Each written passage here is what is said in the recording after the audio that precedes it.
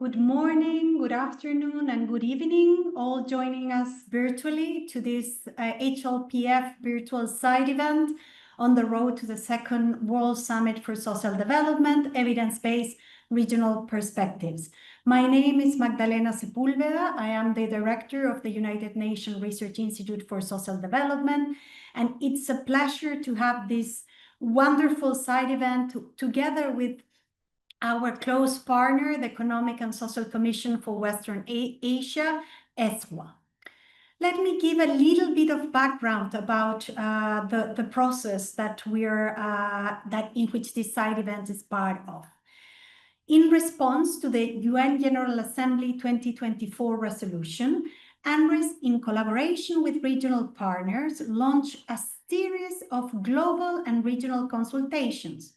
These were not just academic exercises. They were designed to ensure that the outcomes of the World Social Summit are grounded in diverse, evidence-based perspective and inclusive of civil society, academia, and regional voices. We engage with experts from Africa, Asia, Central Asia, Latin America and the Caribbean, the Nordic countries, and the Arab region. This consultation serves both share regional specific issues as well as innovative policy solutions. Let me go very briefly on what it emerged.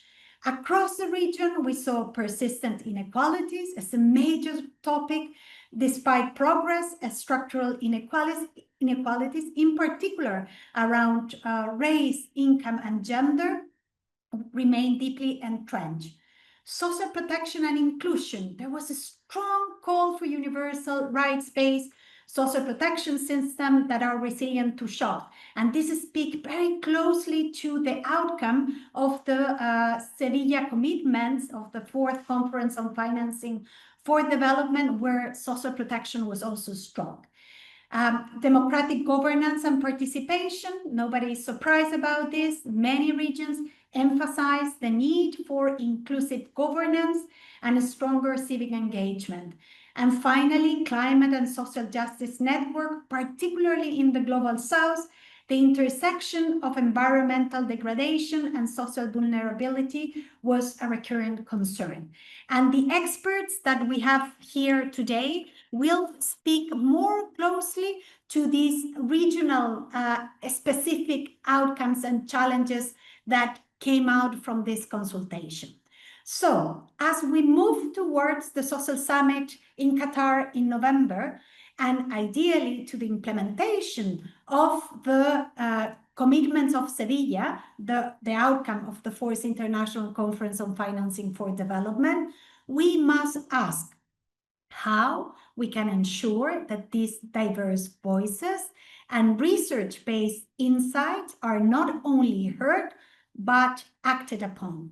And these side events speak to this challenge. This side event is the space to reflect, to challenge, and to co-create a path forward. Let us use this moment to build momentum for the summit that is not only ambitious, but a summit that should have a transformative vision in its outcome. So let me start this panel with the opening remarks of 2 important leaders behind this panel. We're going to start with Merinaz El Awadi. Merinaz, it's a pleasure to have you here. You are the leader of the Gender Justice, Population and Inclusive Development Cluster at ESWA and a close partner of UNRISD. Please, the floor is yours. Thank you so much. Thank you so much for the introduction, my dear friend, and your excellencies, ladies and gentlemen. Good morning. I welcome you to this very timely panel. As we gather to shape the path to the Second World Summit for Social Development, allow me to echo the voices of my fellow citizens and that of many governments as well. The Arab region speaks with both urgency and clarity. 30 years after Copenhagen, the promises of social development remain painfully out of reach for millions across our region. I'll give you a few figures just to show you where we stand at the moment. Over 187 million people in the Arab region are at risk of being left behind. Informality dominates employment. Youth are disempowered in this region. Their unemployment have reached 26%, which is the highest in the world for the past 25 years systematically. Women unemployment is also the highest in the region, in the world, reaching 32%. Civic space is shrinking.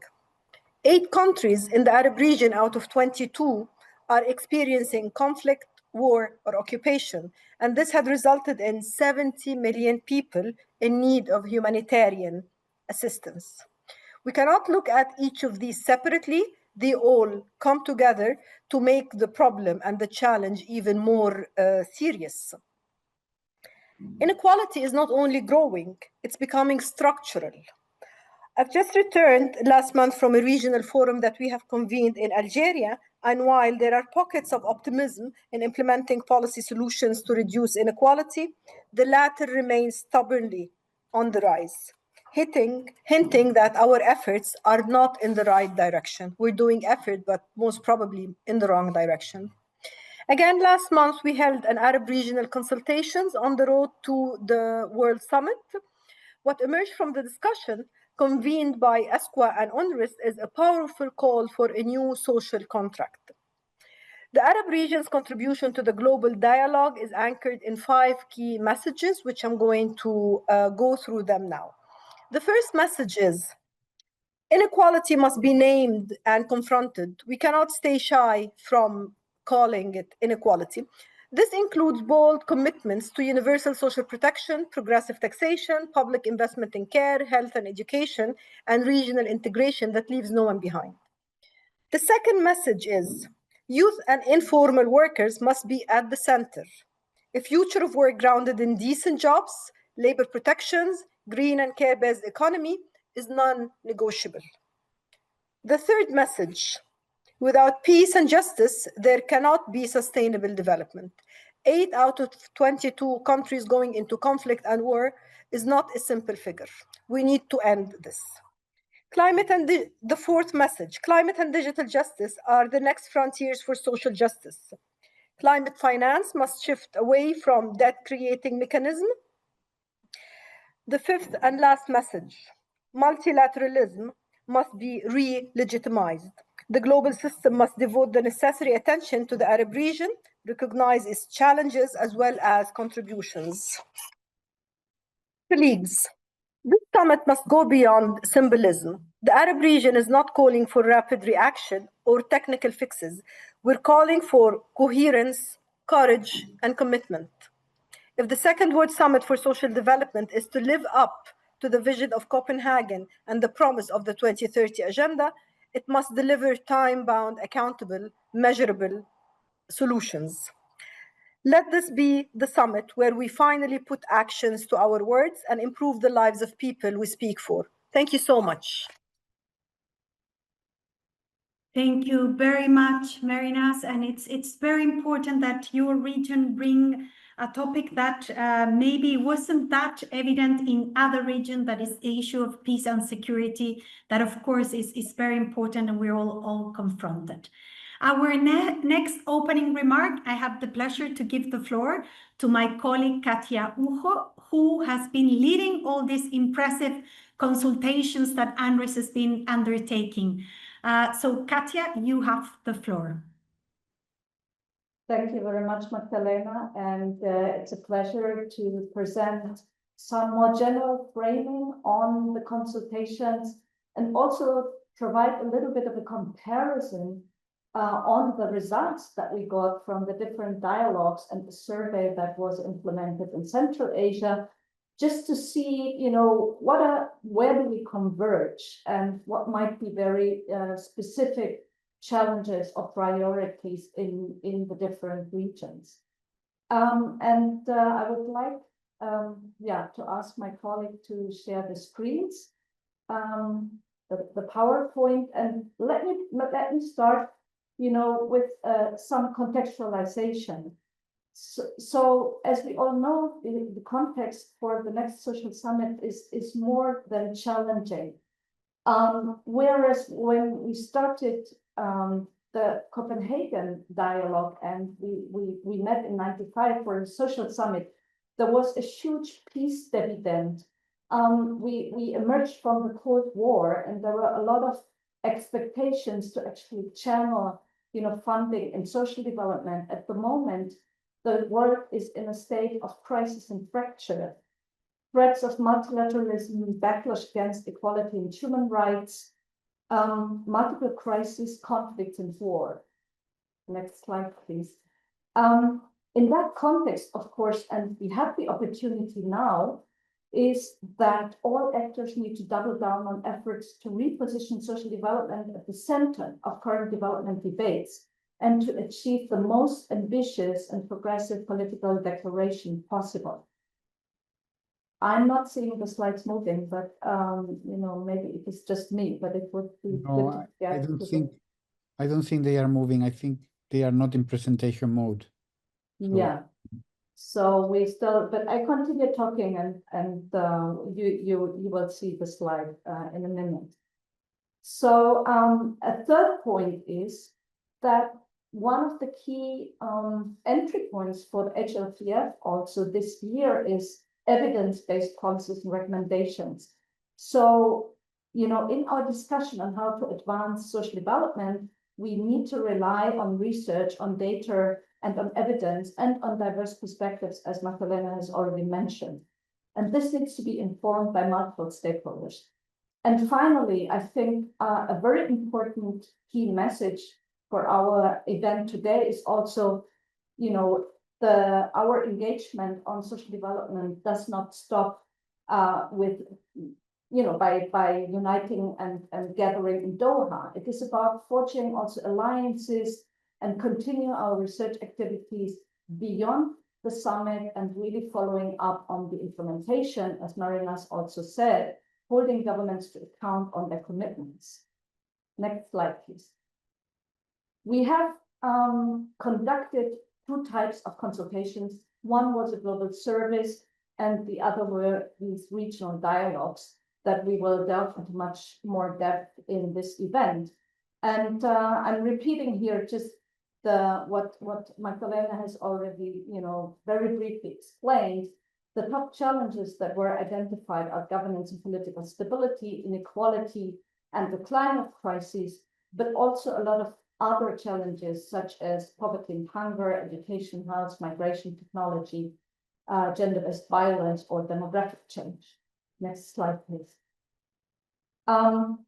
And the key policy demands, are related to the identified problems. So a demand for accountable and inclusive governance, climate resilience and sustainability, and universal social protection.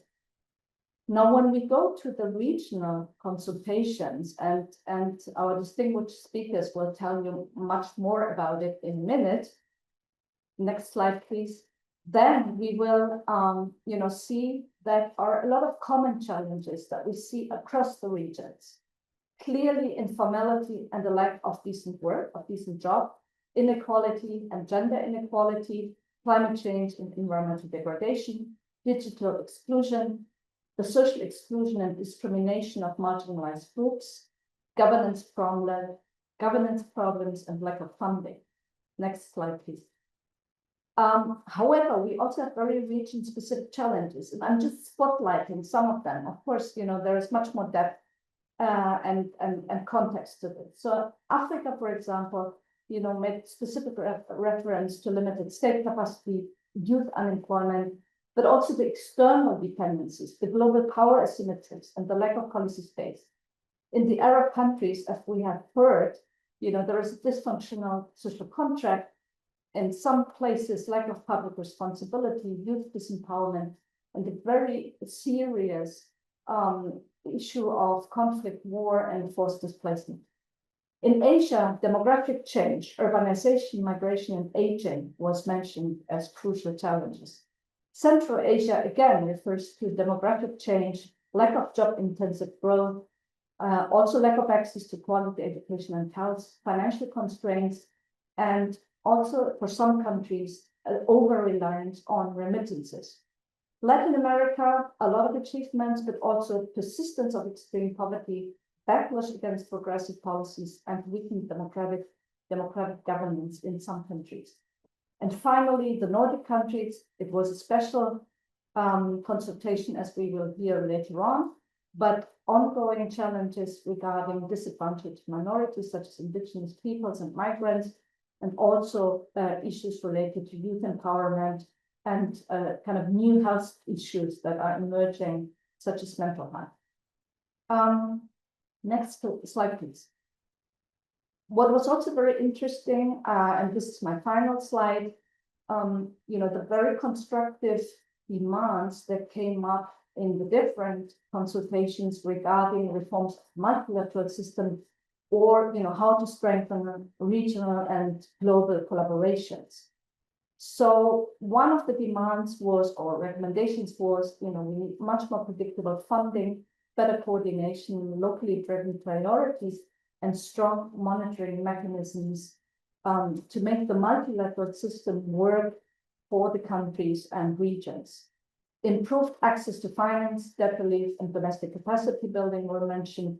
Strengthen global governance and regional coordination, as the meta themes.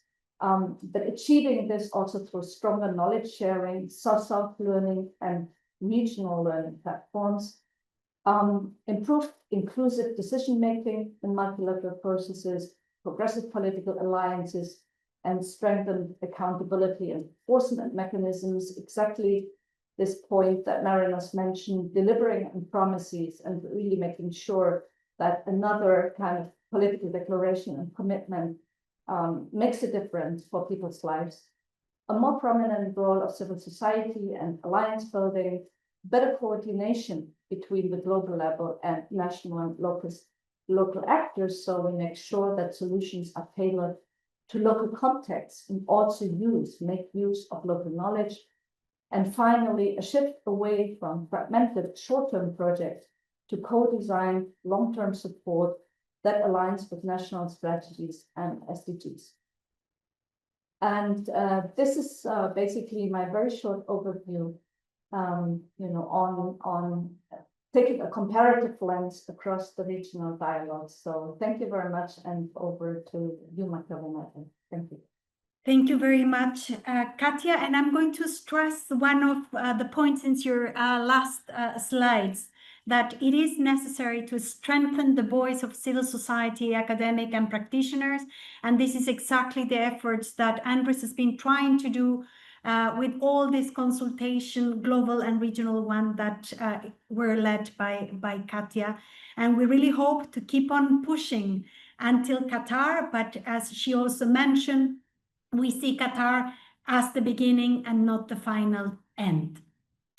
We have an amazing panel today. I'm going to be introducing the panelists as at the time that I give them the floor. I remind all panelists that you have 7 minutes, so we will have time for question and answers.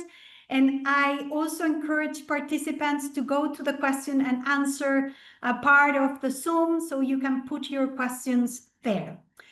We're going to start with Naila Kabir, Emeritus Professor of Gender and Development of the London School of Economics, and also a board member of UNRISD. Naila, I have the pleasure to give you the floor.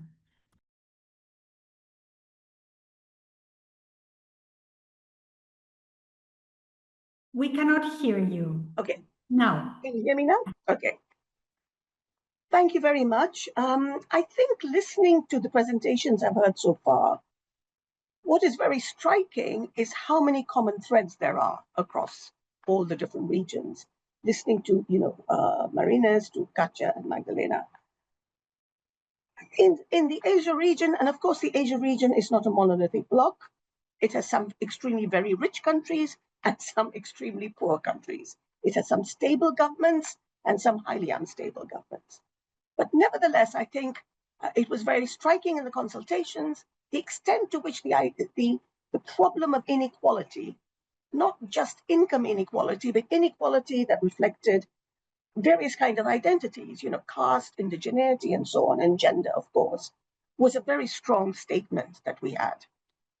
And on that, I think in picking up on Katja's presentation, she talked about the three demands that have come out from all the regions.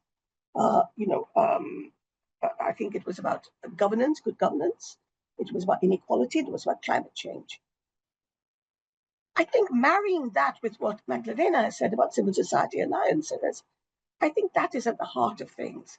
Without a strong democratic government and very active alliances in civil society, how are we going to address inequality and climate change?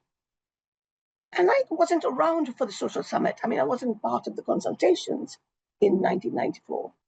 So I think it's a reminder that we were going through a peace dividend. And right now, it is the opposite. The language we're hearing is of war and austerity, when the world is in a far greater crisis than it's ever been before. So in Asia, I think, looking through the results of our consultation, I think there are things to be proud of.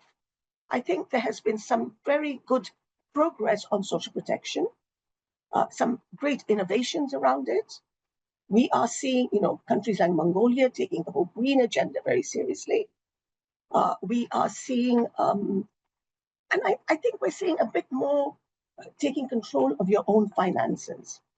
I think one of the demands that we talked about around tax, this can be addressed at the local level. And, we in the South Asia part of Asia have some of the lowest tax to GDP rates in the world. There is a lot that we could do to enable more financial possibility, fiscal space for the things we want, universal social protection and so on. But at another level, we have to have regional coordination and multilateral coordination, because tax justice requires, taxing very wealthy people. And the threat that's held over all our heads is that they will leave. India has some of the richest people in the world, but they are not properly taxed. So I think there are these problems, and they're manifestations of some core issues. And the core issues are not having good governance, accountable governance, unified civil society, and a willingness to commit to the kind of agenda that Katja outlined at the end. And for that, I think we do need much more interaction between the countries of the South.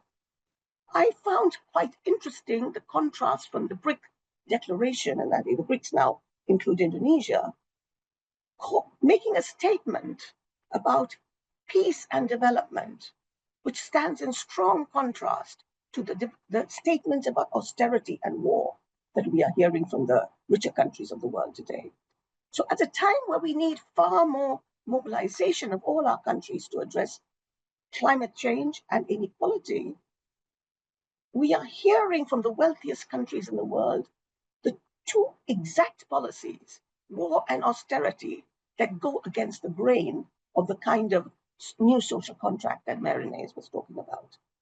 So I think I'll end there, but I want to say that I don't want to be entirely gloomy. I think if you look at the whole Asia consultation, there are many things to be proud of, to validate, but the challenges, we are in a more challenging environment than we've ever been before. And I think unity is key.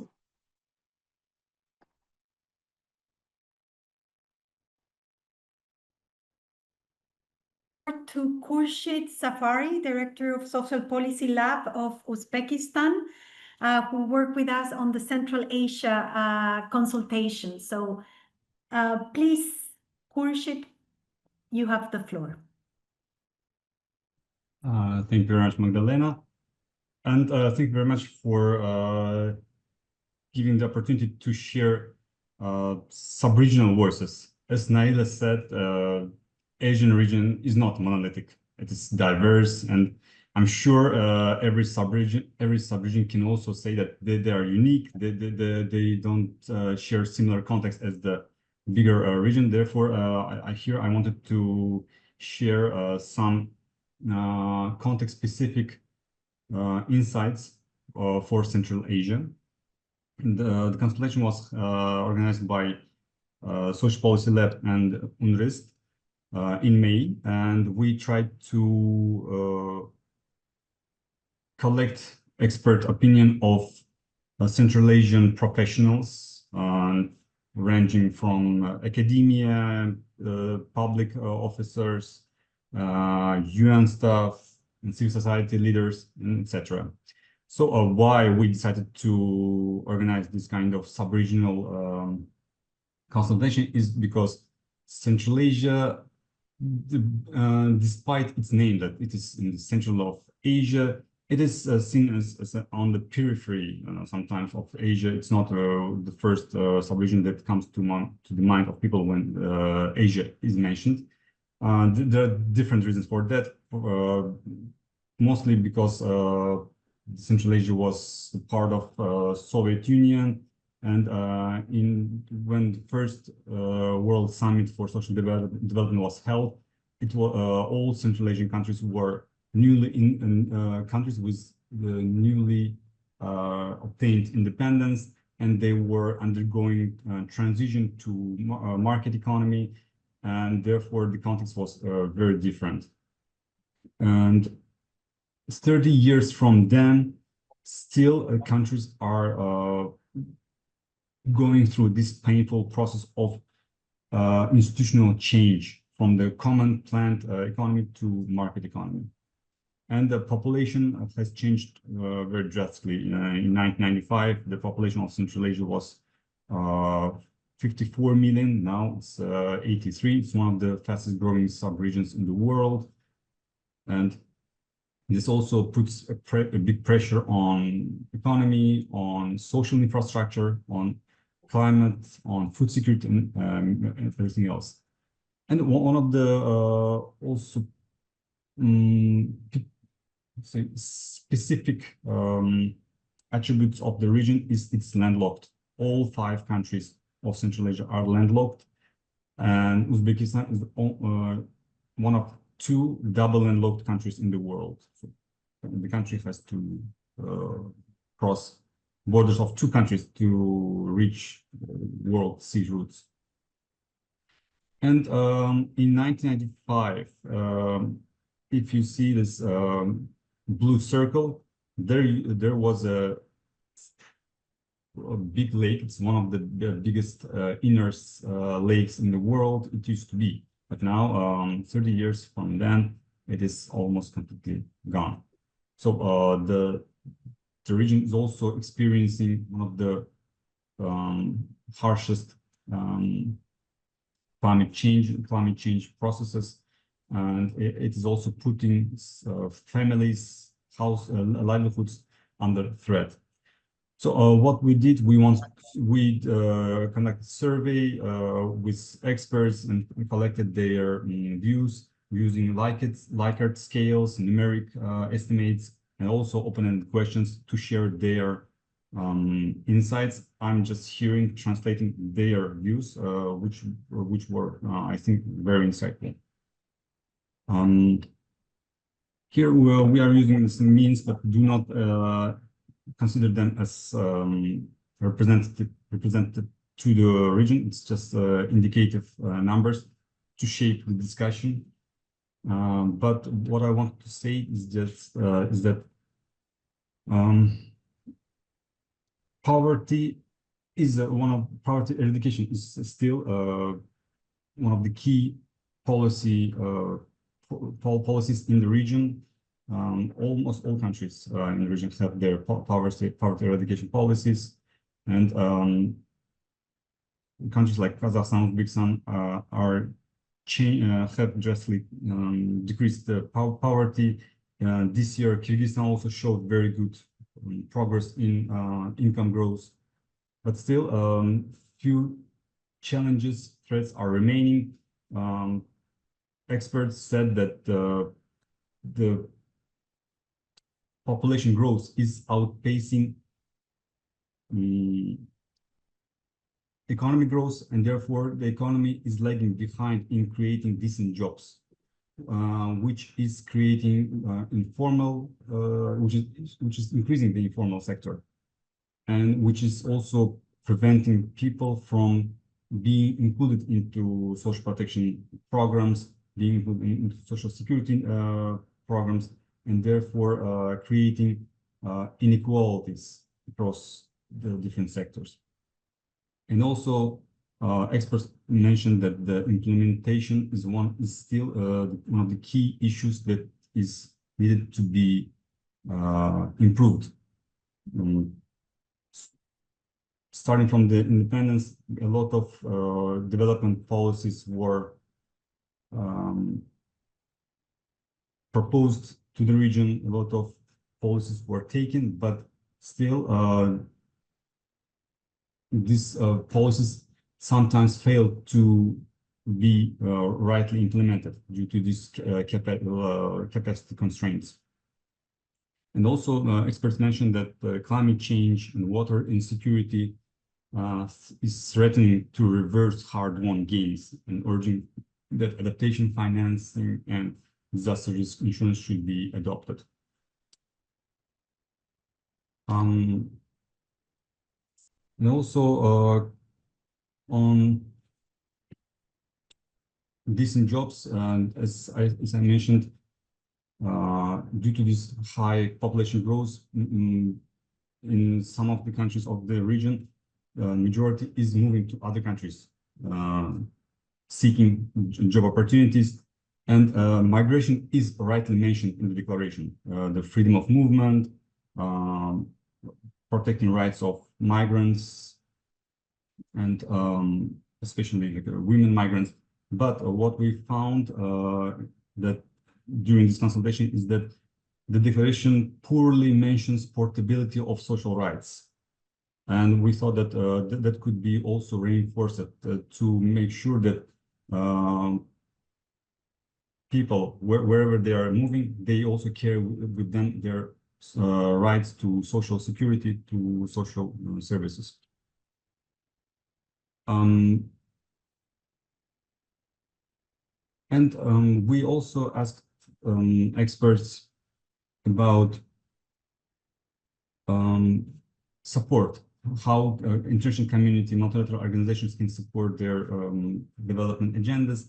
And what's surprisingly, as Naila and as Katya mentioned, almost all of them are stressing on locally driven, context-specific policies. Many experts said that this universal, uniform policies, some use very harsh words, but these universal policies are not designed to very specific Central Asian context. And today, this report was published on UNRISD's webpage. I think more can be learned from that, report. Probably I can stop here. Thank you. Thank you very much. And thank you for bringing the voices of Central Asia that were not very much heard in the first summit. That is important that they are heard now in the second summit. Now I'm going to give the floor to Sotsi Tsitsikata, Distinguished Research Professor of Development Studies at SOAS, University of London, and also a board member at UNRISD.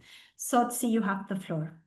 Thank you very much, Magdalena, for the invitation and for this opportunity. First of all, I want to acknowledge you and Katya and Marinette for your able synthesis of the consultations, which, as the two panelists before me have pointed out, highlights commonalities across regions, but also some interesting specificities.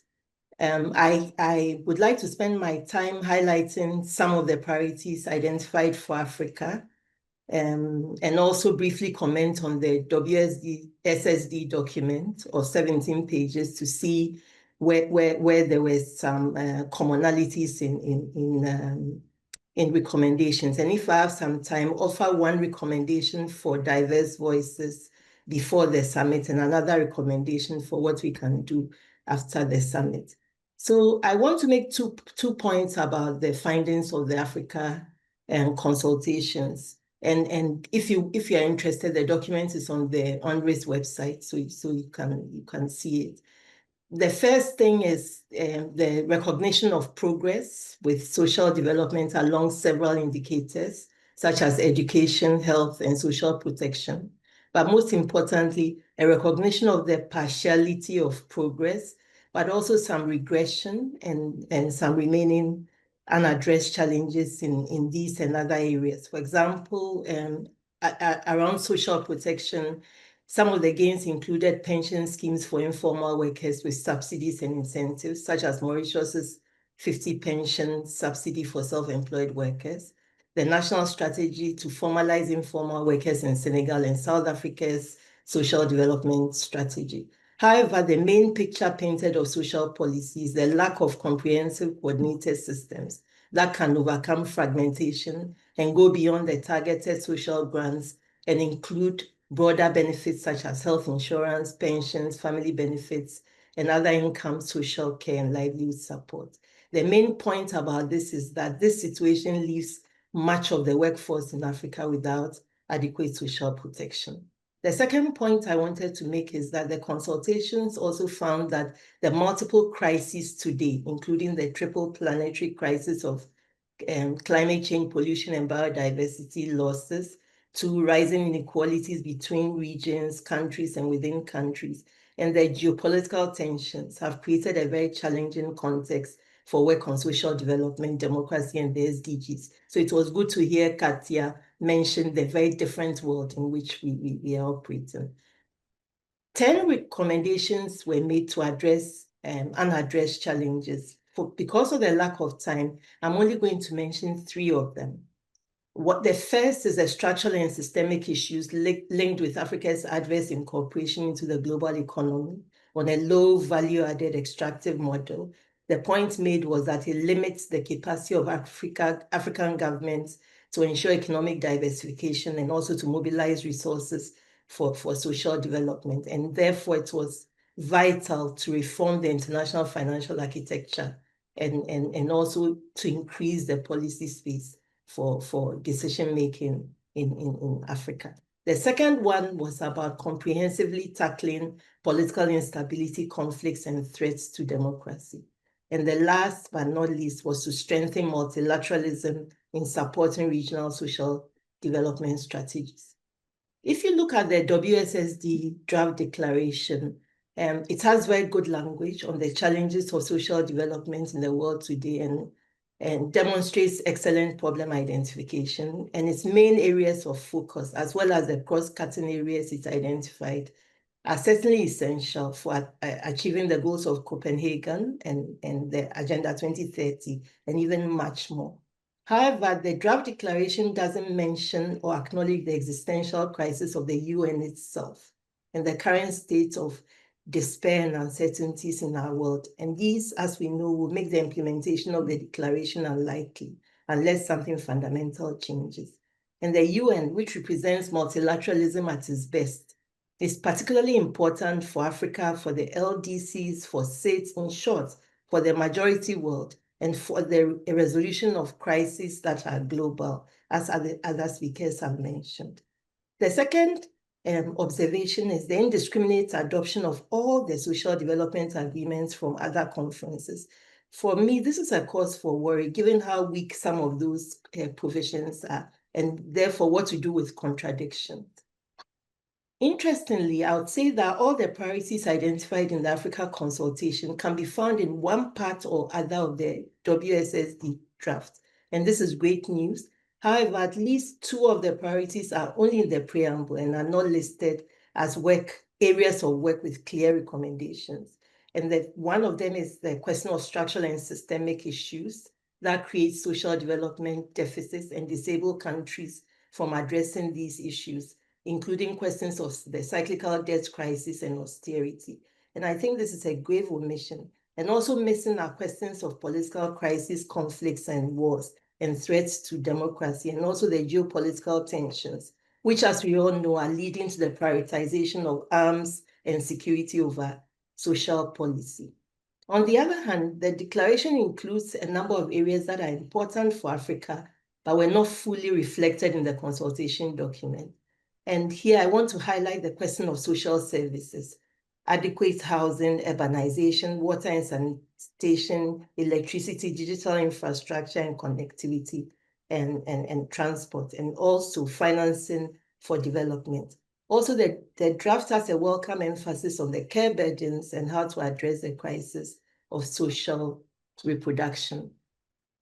The document has a number of recommendations which I think need further reflection and action. There's a repetitive focus on STEM education in the draft, and there's no mention of the humanities and social sciences and their catalytic role in witnessing, explaining, predicting, and promoting positive social values, social development, and agenda setting that can actually shape a better future. Secondly, the document highlights the private sector's involvement in social development in ways that almost bring it to the same level as the state, without attention to the problem of the financialization of social policy, which has turned social policy from its primary focus on life, people, and the planet to an asset class geared towards profit making. This blind spot can actually undo all the good intentions of the document. The two documents, the Africa document and the WSSD, also highlight the formalization of informal economies. There's so much literature critiquing this approach that penalizes and criminalizes informal economies and treats them as residual or anomalous, even as they are the main economy in terms of contribution to employment, value, and social development in many countries in the global south. I think recommendations on informality should focus on the growing informalization of work, supporting informal workers and businesses to thrive and build resilience and strength rather than formalization. A recommendation for ensuring diverse voices. We have only 4 months left, but I think there's still time for work, particularly work that targets national governments that are going to be discussing and agreeing this document. I think UNRISD, together with its partners, can offer critical reflections on the declaration and on African perspectives in countries across the region. There are national networks such as GETSPA, which I coordinate, the SACHI chair, Codestria, I think could be good partners in this role. As a start, we can share the documents on our website and convene virtual conversations to strengthen Africa's voice in this conversation. GETSPA is already planning a consultation next week, which involves the conveners of the Africa consultation. So I'm really looking forward to that. But 2 things we should encourage participants in this conversation to do is to engage their national governments, but also request that academics and CSOs are represented in national delegations to Doha. And another agenda would be to defend the draft document from being watered down further and then abandoned by the usual suspects. We should insist that certain thresholds should not be crossed, and we should insist that the UN try a coalition of the willing rather than pushing for watered down documents that everybody can live with. Post-summit, the task really is how to build the political will for robust and consistent implementation. And it would involve processes that use our expertise as leverage to convince governments and build constituencies on the ground. It would be easier to tap into already existing national processes, such as new governments, constitutional reviews, new plans, peace processes, etc. And also request governments to convene together with national academies, national consultations, and draw up action plans and budgets. Most importantly, we really need to move away from low-hanging fruit approaches. I was heartened to see the indivisibility of the social summit's agenda stated very clearly in the draft plan. And one should therefore spend time pushing for the recognition of linkages and synergies between social and economic development and planetary health and sustainability. Finally, I really welcome this conference on social development. And this is also because the world has changed so much since the 1990s, when the UN held its big conferences on human rights, population, social development, and women's empowerment. And indeed, as Katia says, this was a more hopeful era. I attended a number of prep comms, and it was a really great period for civil society activism. So I hope that the conference and its outcomes will inspire those of us who are afraid that a full conferences on these issues would dilute the gains of the 1990s. I think a new generation of experts, activists, and governments deserve a chance to deliberate fully on some of the most pressing issues of our time. So I'll leave it there. Thank you very much, Sotsi, for bringing a critical view. I think it is very important, and also to remind us there is still a lot of work to do while we're going to Qatar in November. Now, and I encourage everybody to use the question and answer screen point to raise questions to the panelists. Now, I have the pleasure to give the floor to Salma Nims, the founder and chief consulting officers of Increasing Scopes Advisor. Salma, you have the floor. You're muted.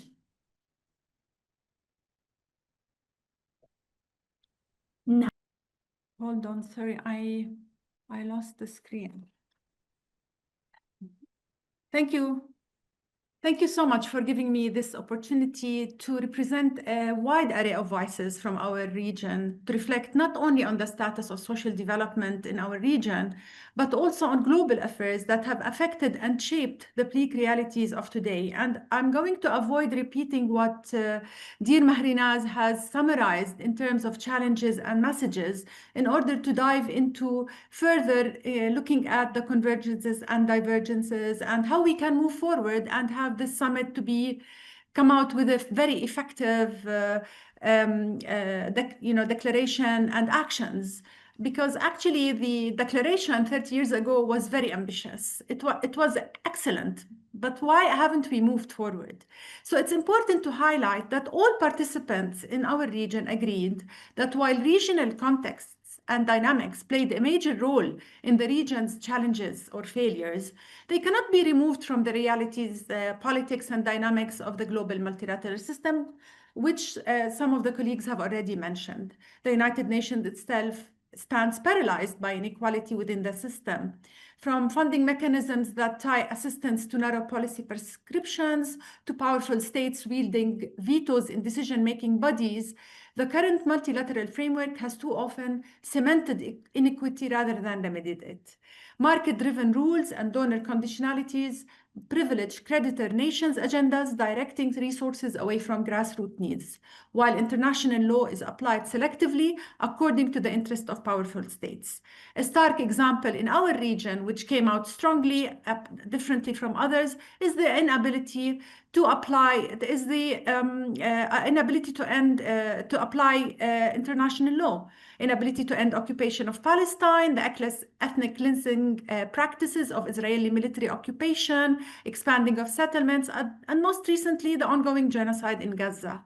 Meanwhile, global military budgets have ballooned beyond any sense of proportion, and some of them going for proxy wars in our regions, while millions go without clean water, education, or decent jobs.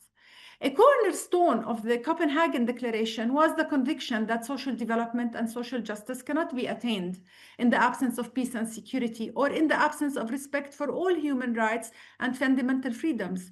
It even clearly stated that self-determination of all people and ending all forms of colonial and foreign occupations as one of its principles. However, we see these terms removed from the political declaration. They talk about right to development, but these terms now have disappeared. So to look at further into these convergences and divergences between what we found in the region and what we agreed upon is indeed, of course, we can see the language talking about tackling inequality and expanding social protection, youth empowerment, gender equality, and care economy. All of these issues have come up strongly. But I'm going to look at the discrepancies. So, for example, there is no depth in the language or specificity or courage when talking about occupation. There is just general in both documents. The financing for development or declaration language are both very broad in talking about conflict and its impact without specifically looking at how we can move forward from that. Moving forward to implementation even, there are, while in our regional consultations where there are specific demands for clear time-bound targets on inequality specifically and enforced accountability, we see that the mention of monitoring and data in both documents come short of specifying commitments to what are we targeting in terms of inequality reductions. And we need to move from averages into looking at all vulnerable groups in order to be able to have an impact and real change. Civil society role is mentioned, recognized, the multi-stakeholder engagement is talked about, but unfortunately, the documents do not explicitly elevate civil society's role or guarantee participatory mechanisms, and I will talk about this a little bit more now. The development model versus the financing architecture. The Arab consultations focused on value-based, justice-driven models. We see that there is very important that we need to look at political will and ownership, to be honest. We see that the accountability mechanisms are not very strong. The coherence across the pillars are very important between peace, climate, and social protection are very important. And also the talk about financing versus redistribution. The Arab vision for a new social contract is talking about informing budgets to how they are going to be allocated, not only talking about progressive taxations or gender budgeting as a starting point, but also talking about redistributive approaches to this. Are we questioning the neoliberal economy and where it took us, how the wealthy nations are affecting that? Unfortunately, we see that the documents are still broad, not committed, and non-political. And as long as we keep saying that, we're not going to move forward. How are we going to reinforce the voices and really see what comes out of this summit to be effective? First of all, and this is noticeable in many summits and high-level meetings, we see two separate spaces, a space where experts, civil society are talking, and another space where the governments and states are speaking. The governments are self-congratulatory without digging into and even giving us what exactly the policies that have worked for them. How did they work? How did they engage the civil society? How the democratic processes have affected them? We don't need to listen to that. We don't hear an engagement with the civil society or experts in challenging the policies and how effective they were. We see two parallel discussions, and this way we will never move forward. So we need to boost these voices in their engagement between the two spaces, rather than having two parallel discussions. So far, we see that all political declarations are only the voices of the states. So finally, I just want to wrap up by saying that if we keep the broad language without clear commitments, without having a real engagement and inclusive participation of the civil society, including, for example, the unions, labor unions, the voices. We talk about decent work, but we don't mention labor unions in any of the documents. How are we going to advance the rights of labor and decent work? How are we going to protect women in work in the space from sexual harassment? This is all things that are not clear because the documents kind of are very general in the way that are tackling all the subjects that we brought up, but are in a very broad way. Thank you. Thank you very much, Salma. I think that all the different interventions now are having a very common threads and several topics. So this is very interesting. Please, colleagues, go to the question and answer for your reactions. Now I'm going to give the floor to Diego Sanchez Ancochea, Professor of Political Economy of Development at University of Oxford, and also a board member. Diego, you have the floor, and welcome to the panel. Thank you so much, Magdalena, and thank you for the presentation. And also let me thank Katya for the invitation to this very enriching and timely event. What I want to do in the next few minutes is to summarize the Latin Americans' approach to the Second World Summit by starting with some long-term structural problems of the region that I have heard others are sharing in some ways with others. Some of the positive advances recently, which I think make the region unique, and conclude with some of the proposals that the consultation made for the future. So clearly, one of the most significant long-term structural problems in the region, which is shared by others, as has been discussed, is inequality. Latin America has historically been one of the most unequal regions of the world, as data from the World Inequality Database shows. So in 1980, for example, the top 1% in the richest 1% in Latin America receive around 24% of total income, compared to only 17% in the world average. Latin American countries, and this has not been discussed, but I think it's something that shared with other parts of the Global South, are characterized by specialization in commodities and by significant heterogeneity in the productive structures. This has made the creation of decent jobs much harder and is one of the explanations for the high levels of informality. Third, historically, social policy was always highly segmented. Latin American countries did develop a very ambitious, in some cases, social policy regime, but it was based on the Bismarckian system, in which civil servants, the military, and other selected groups received much more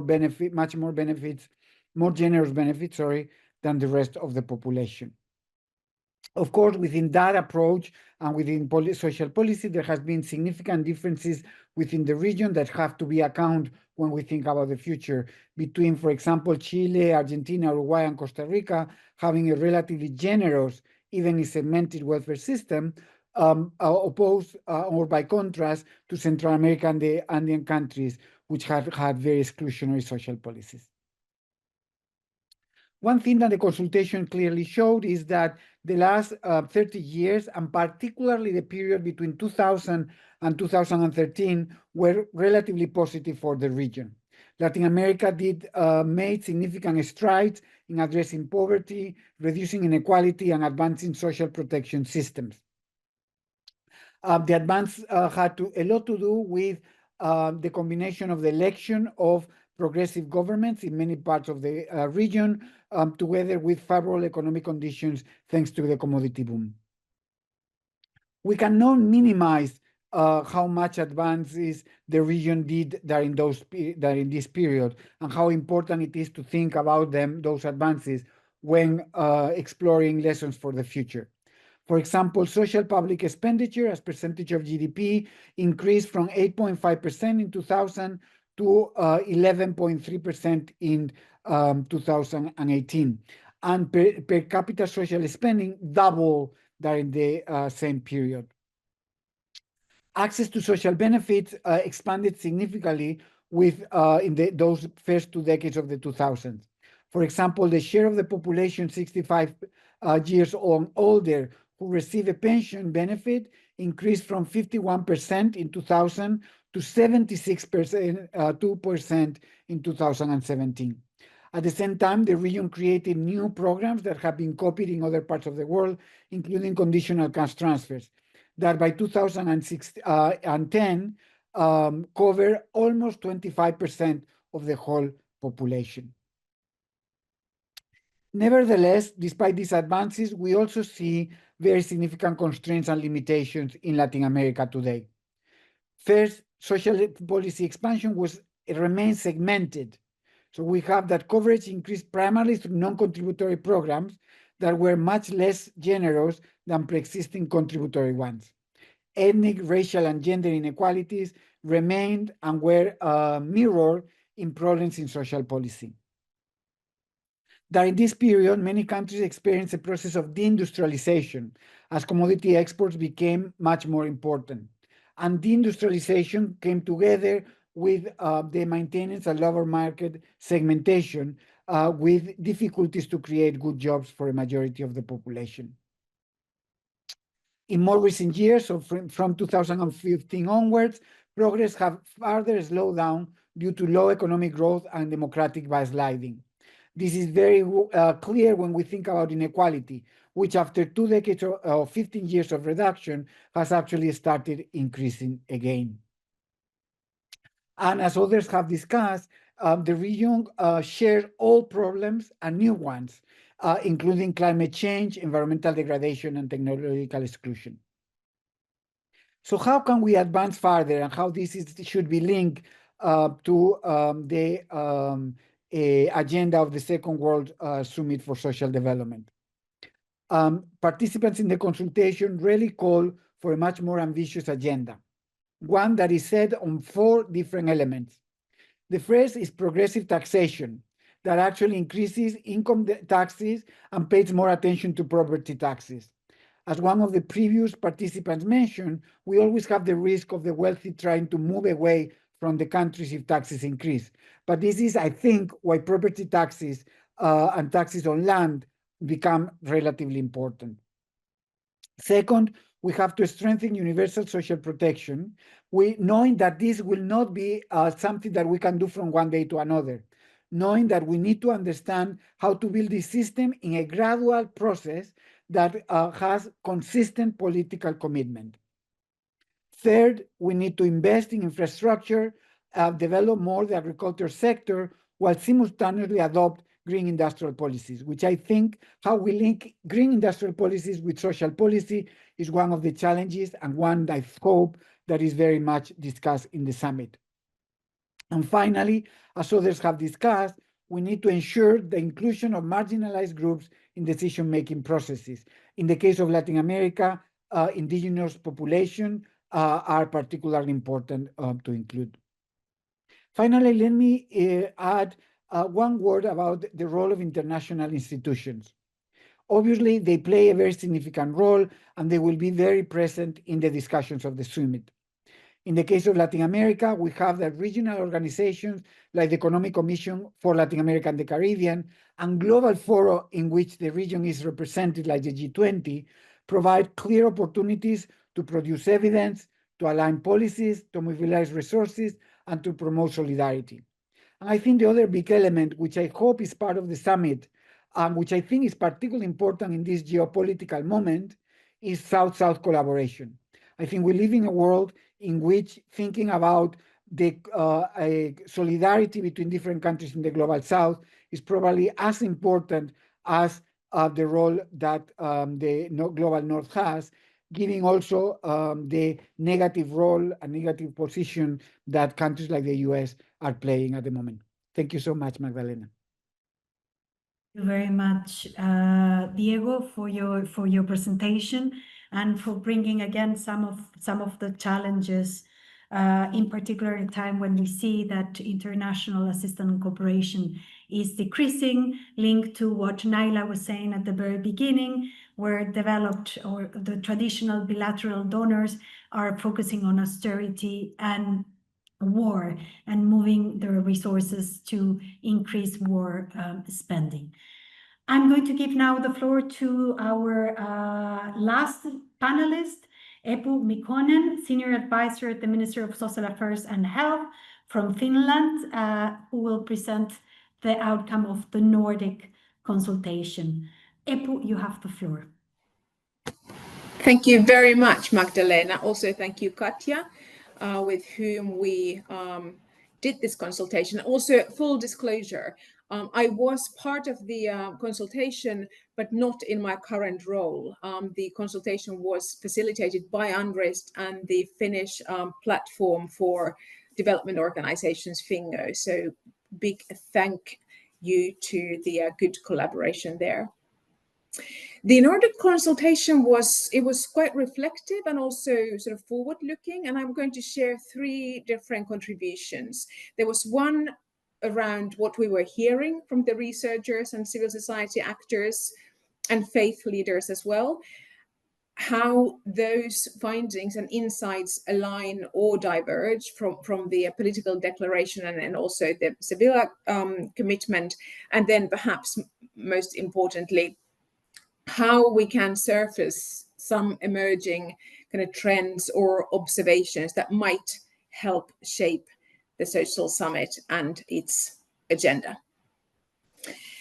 So what the Nordics said, I should also say something that is, I didn't realize when we were doing it, but I'm realizing it now when I'm listening to colleagues. The Nordic consultation focused not on the Nordic region as much as it did on the Nordic view of the global social development. So an observation, take that as you will.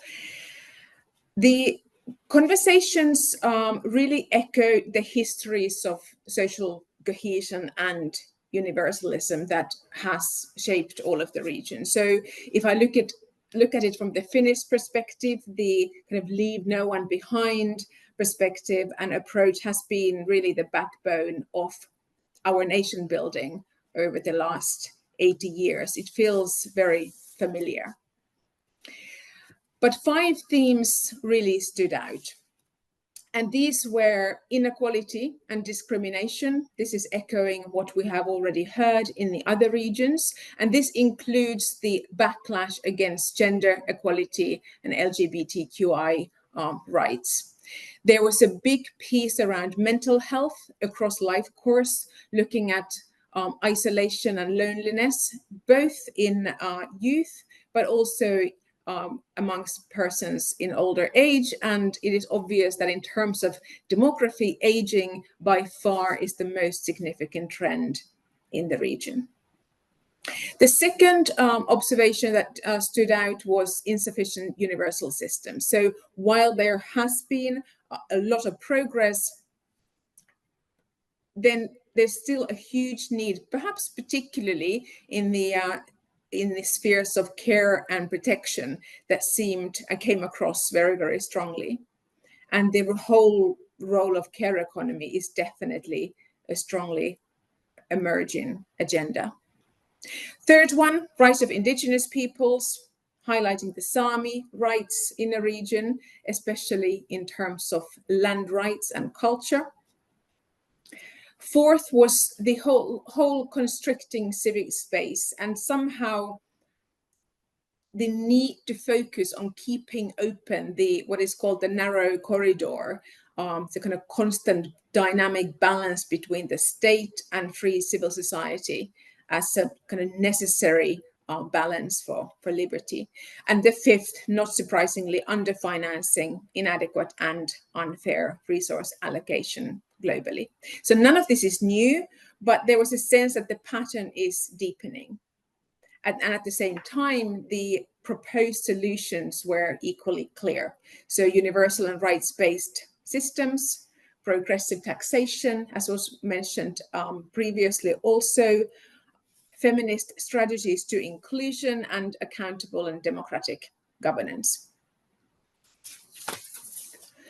In terms of alignments and gaps when it comes to the political declaration and Sevilla commitment, the declaration and commitment had some quite strong convergences between our consultation insights, really around kind of expanding and the commitment to expand coverage of universal protection, gender equality, although Sevilla didn't have a specific reference to sexual and reproductive health and rights, which is something that repeatedly comes across as a priority in the region.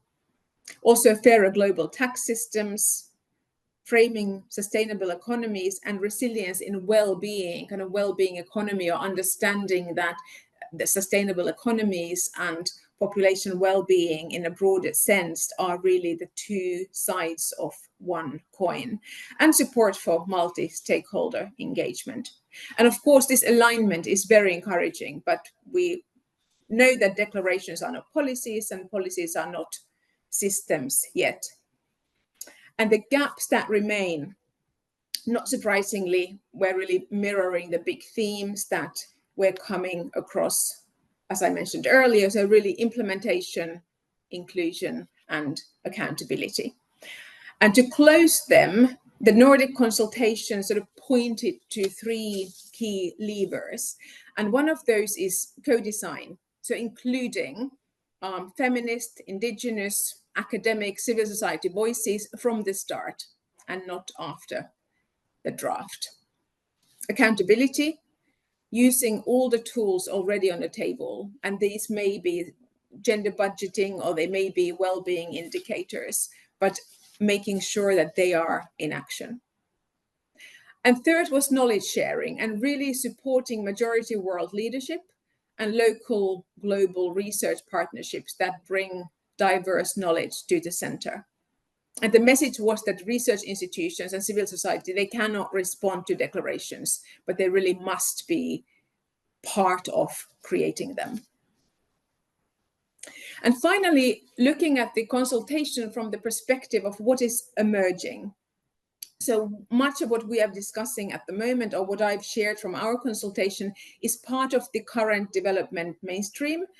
But if we want to shape the future, not just react to it, then we must pay attention to sort of shifts and signals that we are seeing that are taking place. And there were a few that we distilled from the consultation. One is sort of a new way of working, what we may call micro or mini lateralism. So while multilateralism is sort of recalibrating, there are small dynamic alliances that are emerging, and in some areas they are leading. So for us, the Nordic and Baltic collaboration on issues such as gender equality or health, global health, health security is really gaining momentum. So we have a joint vision and common futures that absolutely can support the global commitment, but it can also move not separately, but in a kind of as an island. And that requires a really constant dynamic dialogue and new skills such as kind of foresight as part of policy. This seems increasingly significant. The second that comes across is data justice. So ensuring that digital and emerging technologies, including obviously AI, do not have adverse impacts on human rights. Third one is this whole shift from GDP only to human and ecological well-being, and acknowledging and bringing to the center the interdependence of sustainable economy and both population well-being as well as ecological sustainability and resilience. Fourth would be, speaking of resilience, recognizing the care systems as economic infrastructure. So that would mean investing in services and supporting systems that are providing care for individuals across the life course, for children, persons with disabilities, older persons, and really addressing the disproportionate burden of unpaid care work that is historically borne by women. And the fifth is the rights backlash, so kind of systemic coordinated erosion of civic and gender rights that is also happening in the region and must be at the center of moving forward with social development. So these were some of the observations that we felt were kind of direction setting. And again, great pleasure being able to be part of the consultation and also to be able to share these with you today. Thank you very much. We are running a little bit behind schedule, so here is going to be a very difficult task for the panelists. I'm going to go back to all of you for 1 minute each for your final reflections. I have invited you to look at the question and answer. You might choose to start answering one of the questions addressed to you, but please, to the audience, we're going to share these questions to the panelists, and we hope that some of your questions are going to be responded, although very briefly. So here I am. Go to Naila, your final reflections. 1 minute.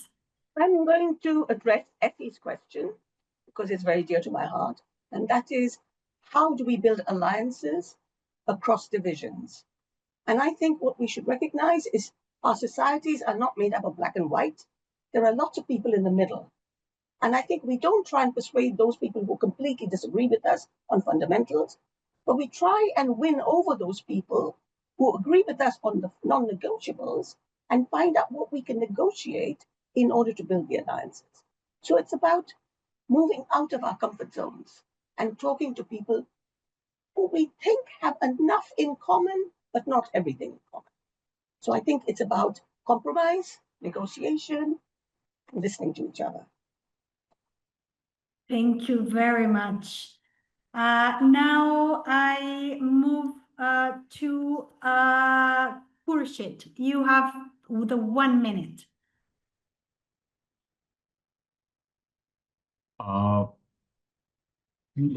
Listening to other results of the consultation from other regions, we see that the commonalities indeed exist, and now I'm also reading the questions, and indeed one question that struck at me is that digital transformation, how it is purely articulated in the declaration, despite it is changing our lives dramatically, and the rise of AI will also bring inequality.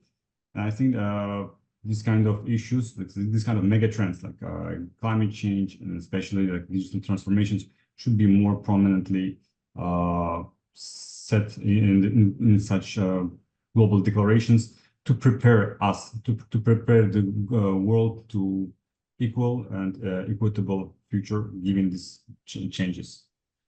Thank you. Thank you very much. Sotsi. So very briefly, I had a question which I have sought to answer online, which is about the wholesale adoption of past conferences. So briefly, I want to say that it could be seen as a good strategy for protecting gains. However, it can cut both ways. If we take Sevilla as an example, it was not very big on financing social policy, and it hardly had any language on full employment, decent work, and informalization. It's arguable that some of its provisions could actually worsen the situation of employment. So what I'm proposing is more care and specificity in adopting provisions that will support the goals of social development and seeking to build on those, as opposed to a wholesale adoption, that we take what Sevilla said, we take what the conference on the future said, and so on and so forth. But I also wanted to say that one thing that struck me was this point that Doha is the beginning and not the end. I hope that we can look forward to much more engagement going forward on promoting social development, taking Doha as a jumping point. Thank you very much. Thank you very much. Salma. Thank you so much. And I had a read comment on digital transformation, and I didn't have the time to cover it. And I think this is very important in our region. And in the declaration, there is a lot of focus on capacity building, but there is no discussion about this taxation. And so we have to look at also national fiscal reforms and how taxation in terms of on banking, which is the highest, and telecommunication, which brings income to governments, sometimes is leading to the gap in terms of inclusive financial inclusion, because that taxes are actually ending up held by or taken by the customers or those who are getting the services, and the same with the telecommunications. So we need to link both the fiscal reform, looking at how do we bridge the divide in that, and finally on regional cooperation. I just want to bring, and it's something I wanted to say, the BRICS as an example. When regional cooperation sometimes is being demonized and delegitimized because it might create a bipolarity in the world. So, and actually it's an equalization bipolarity. So we need to decide how are we looking at cooperation, regional cooperation, and we need to challenge those who are demonizing some of those. Thank you. Thank you very much, Diego. Thank you, Magdalena. I could just say one word, which is narratives. I think we are losing the narrative at the moment to some extent. I think we need to recover and recuperate all the great research and all the great knowledge that we have around issues like the cost of inequality, around the importance of new taxation, and a lot of work that has been done on international taxation, around the importance of social policy. We need to recover it. We need to be very concrete about it, and we need to find new ways to celebrate success at the same time. And I think this is important for Doha, but it's obviously extremely important and justifies the existence of the UNRISD itself and it's a challenging but really exciting agenda in the future. Thank you very much, Epo. Thank you. My word was alliances, but Diego and Naila have actually said it much better than I ever could. But it's something around how do we bring together different kind of people and experiences and sort of sides of all these conversations. I find that we talk about this a lot ourselves. How do we not isolate by being too either academic or abstract? How do we bring these conversations out of the capitals and have these conversations with people who are affected with all the policies that we are talking about? And here I think the kind of narratives and storytelling seems to become more and more important. We must be able to turn the kind of evidence-based and the numbers and the data into narratives and stories that people really can feel is relevant for them. And remember at all times that many things can be true at the same time while we do that. Thank you. Sorry. Thank you very much to all our panelists, and thank you for all the participants. As I said at the beginning, this has been an amazing panel. So a virtual applause to all of you. Please keep tuned with UNRISD website, where a lot of more evidence for the social summit is there. We're also going to be reaching out to all of you to build and continue to strengthen the alliances that we have. And finally, a word of thank you to the team at UNRISD and ESQUA that have been preparing all these spectacular panels. Thank you very much, and please keep tuned to UNRISD website. Goodbye. Thank you very much.